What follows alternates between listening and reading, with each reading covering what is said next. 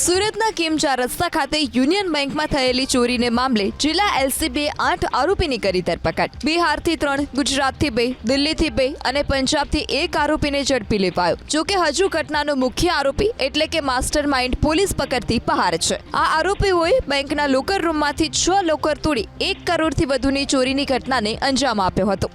ચાલુ વર્ષે આ સૂરજ લોહાર માર્ચ અને ઓગસ્ટ મહિનામાં અહીં આવી ઓગસ્ટ મહિનામાં 20 દિવસ રોકાયેલ હતો અને આ દીપકની મોટરસાઇકલના ઉપયોગથી અનેકવિધ જગ્યાએ આણે રેકી કરેલી હતી।